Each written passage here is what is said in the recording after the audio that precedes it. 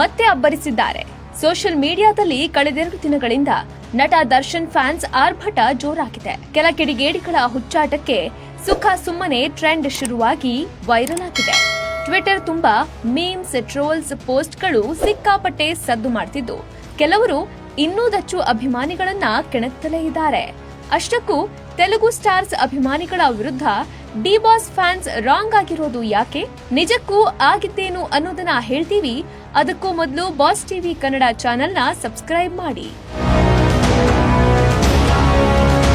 Star war ಅನ್ನೋದು ಹಿಂದಿನ ಕಾಲದಿಂದಲೂ ಇದ್ದೇ ಇದೆ. ನಟರ ಅಭಿಮಾನಿಗಳ ನಡುವಿನ ಕಿರಿಕ್ ಸಾಮಾನ್ಯವಾಗಿತ್ತು. ಕೆಲವೊಮ್ಮೆ ಕೈ ಮಿಲಾಯಿಸುವ ಹಂತಕ್ಕೂ ತಲುಪಿದ್ದಿದೆ.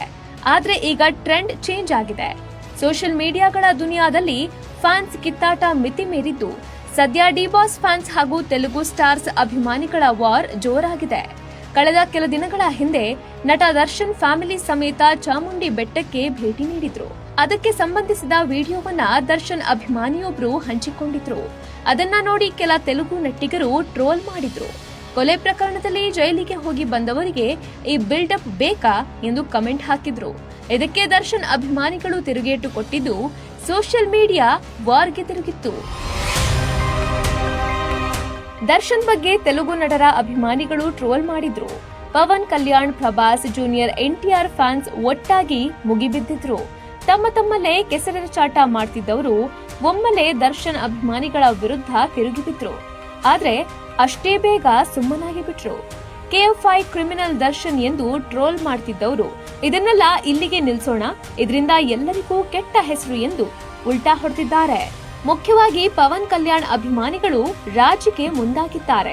ಪವನ್ ಕಲ್ಯಾಣ್ ನಟನೆಯ ಹರಿಹರ ವೀರಮಲ್ಲು ಸಿನಿಮಾ ಜುಲೈ 24ಕ್ಕೆ ತೆರೆಗೆ ಬರಲಿದೆ. ಕರ್ನಾಟಕದಲ್ಲಿಯೂ ದೊಡ್ಡದಾಗಿ ಸಿನಿಮಾ ರಿಲೀಸ್ ಮಾಡಲು ಪ್ರಯತ್ನ ನಡೆಯುತ್ತಿದೆ. ಅದಕ್ಕೆ ಸಮಸ್ಯೆ ಆಗಬಾರದು ಅಂತ ಈಗ ರಾಜಿಗೆ ಬಂದಿದ್ದಾರೆ ಎಂದು ಕೆಲವರು ಕಾಮೆಂಟ್ ಮಾಡ್ತಿದ್ದಾರೆ. ಅದೇನೇ ಆಗ್ಲಿ, ದರ್ಶನ್ ಹವಾ ಯಾವಾಗ್ಲೂ ಟ್ರೆಂಡ್ ನಲ್ಲಿರುತ್ತೆ. ಅದೇ ರೀತಿ ಪ್ರಪಂಚದಲ್ಲಿ ಡಿ ಬಾಸ್ ಕೆಣಕಿ ಉಳಿದವರಿಲ್ಲ ಅಂತ ಡಿ ಫ್ಯಾನ್ಸ್ ಎಚ್ಚರಿಕೆ ಕೊಟ್ಟಿದ್ದಾರೆ. Bureau report, boss TV Kannada.